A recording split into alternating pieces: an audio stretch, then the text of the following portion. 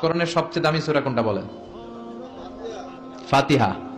কিছু বলতেছে ফাতিহা, পিছনের বাইরে কি বলবেন? হ্যাঁ, ইয়াসিন। আর আচ্ছা এবার বলেন, আমি সহজ করে দিই, বলেন কোন সূরা না পড়লে নামাজ হয় না?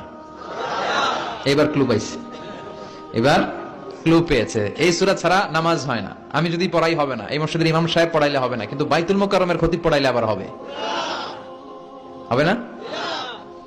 শাইখ আব্দুর রহমান সুদাইস পড়ালে তো হবেই।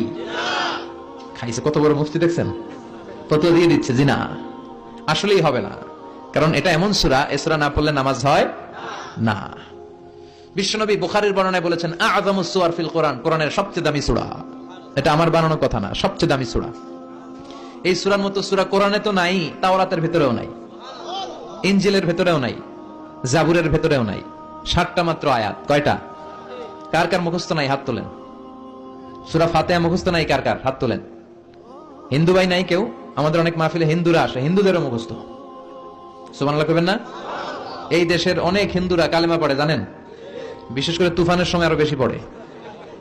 কক্সবাজারে যখন জলোচ্ছ্বাস হয়, তখন মহেশখালীতে যে বৌদ্ধ মন্দির আছে, স্বর্ণ মন্দির, ওই বৌদ্ধ মন্দিরের গৌতম বুদ্ধের যারা অনুসারী তারা নিচে নেমে আসে তুফান দেখে, আর বলে লা ইলাহা। ওরা বোঝে তুফান থেকে শুধু একটা কালেমাই বাঁচাতে পারে, আল্লাহ ছাড়া বিপদ থেকে কেউ বাঁচাতে পারে। আমি একবার লঞ্চের ভেতরে তুফানে পড়ছিলাম, তো লঞ্চ ডুবে যাবে তুফানের ধাক্কায়, তো দেখলাম লঞ্চের ভেতরে শুধু মুসলমানরাই জিকির করে না, হিন্দুরাও জিকির করে। তুফান থেমে যায়, জিকিরও থেমে যায়। কত বড় ডাকাত! তুফান শুরু, জিকিরও। সবার মুখে এক চিৎকার, বাঁচাও। আমি বললাম কে বাঁচাবে? কে? হুজুর আমনে। ভাবছে আমি দোয়া কালাম পড়লে বেঁচে যাবে, তো আমি বললাম আমি যে বাঁচাবো, আমারে বাঁচাবে কে? মনে রাখবেন, কেউ বাঁচাতে পারে না, একজন ছাড়া। চিৎকার করে বলতে হবে তিনি কে। কোরআনের সবচেয়ে দামি সূরার নাম সবাই বলেন। এই সূরাতুল ফাতিহার মাত্র 7টা আয়াত। কয়টা আয়াত?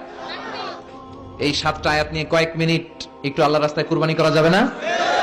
কান দুইটা খরগোশের মতো খাড়া করেন, খরগোশ কান খাড়া করে শুনে, এজন্য খুব পিন ড্রপ সাইলেন্ট, পিন পতন নীরবতাও খরগোশ কান দিয়ে শুনতে পায়।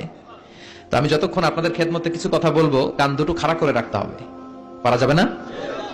এই সূরাটা হচ্ছে আউয়ালুস সূরা নাযালা কামিলান মিনাল কোরআন, কোরআনের সর্বপ্রথম নাজিল হওয়া পূর্ণাঙ্গ সূরা।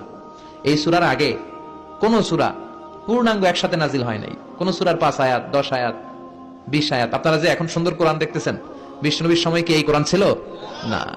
23 বছরের লম্বা জিন্দেগিতে বিশ্বনবীর কাছে এই কোরআন নাজিল হয়েছে। পরবর্তীতে এটার কম্পাইলেশন করা হয়েছে, scripture, holy scripture, the Quran, whereof there is no doubt, no suspicion in it, and a guidance to those who are muttaqin. এটা এমন বই যেটাতে আল্লাহ কোনো ভুল রাখে নাই, মুত্তাকিনদের জন্য এটা পথ